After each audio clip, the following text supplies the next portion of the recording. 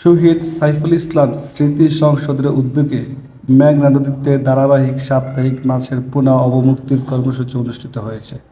উক্ত কর্মসূচিতে উপস্থিত ছিলেন নরসিংদী জেলা স্বেচ্ছাসেবী ফোরামের সভাপতি জনাব আবু বকর তামিম, শহীদ সাইফুল ইসলাম স্মৃতি সংসদের প্রতিষ্ঠাতা জনাব শাহিদ সরকার, নরসিংদী জেলা স্বেচ্ছাসেবী ফোরামের সাধারণ সম্পাদক জনাব শেখ রাসেল মাহমুদ, নরসিংদী ব্লাড ডোনার ক্লাবের সাধারণ সম্পাদক মেহেদী হাসান হাসিব সহ আরও অনেক। এ সময় বক্তারা বলেন, মেঘনা নদীর জীববৈচিত্র্য রক্ষা ও মাছের উৎপাদন বৃদ্ধির লক্ষ্যে শহীদ সাইফুল ইসলাম স্মৃতি সংসদ প্রতি সপ্তাহে নিয়মিতভাবে মাছের পোনা অবমুক্তি করে আসছে। তারা আরও বলেন, মেঘনা নদীতে অবৈধভাবে মাছ শিকার বন্ধে সকলকে সচেতন হতে হবে। বক্তারা আইন শৃঙ্খলা বাহিনীর দৃষ্টি আকর্ষণ করে বলেন, প্রশাসন যেন অবৈধভাবে মাছ শিকারকারীদের বিরুদ্ধে কঠোর ব্যবস্থা গ্রহণ করে, সে বিষয়ে কার্যকর পদক্ষেপ নেওয়া জরুরি। পরিবেশ ও নদীর ভারসাম্য রক্ষায় এমন উদ্যোগকে সাধুবাদ জানিয়ে ভবিষ্যতেও এই কার্যক্রম অব্যাহত রাখার প্রত্যাশা ব্যক্ত করেন উপস্থিতি সকলে।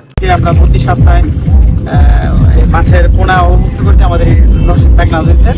তো আজকে আমাদেরকে অনুপ্রেরণা দিতে আমাদের প্রিয় ভাই বড় ভাই তামিম ভাই আসছেন, আমাদের নরসিংদী জেলা স্বেচ্ছাসেবী ফোরামের সভাপতি, এবং আমাদের রাসেল ভাই আছে, এবং নরসিংদী জেলা ব্লাড ডোনারের সাধারণ সম্পাদক মেহেদী হাসান হাসিব আছে।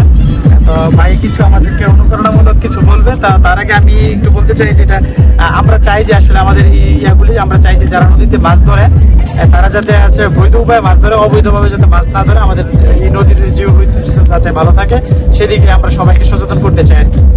শহীদ সাইফুল ইসলাম স্মৃতি উদ্যোগে আজকে যে মাছের পোনা অবমুক্ত করা চলছে, আসলেই এটা খুব প্রশংসা উদ্যোগ। বিশেষ করে সাইফুল ইসলাম ভাই আমার পছন্দের মানুষ ছিল, যিনি সে সময় চেয়ারম্যান ছিল। ওই সময় আমি হাজিপুরে একটা বাড়ি গেছিলাম, আমার এখন মনে আছে। ওনার আসলে অনেক অবদান আছে, ওনার স্মৃতিটা যে এখনো ধরে রাখছে আমাদের, ওনার উত্তরাধিকার সূত্রে বলতে গেলে সবচেয়ে যোগ্য ব্যক্তি। বর্তমান পরিস্থিতিতে এসে আমরা দেখতে পাচ্ছি পরিবেশ ধ্বংস করার জন্য যে মানুষগুলা উঠে পড়ে লেগেছে, সেই জায়গা থেকে ভিন্ন ব্যতিক্রমধর্মী যে চিন্তা করেছে সাইফুল ইসলাম সাহেবের উত্তরসূরি শাহিদ সরকার ভাই, নিঃসন্দেহে প্রশংসনীয় ব্যাপার।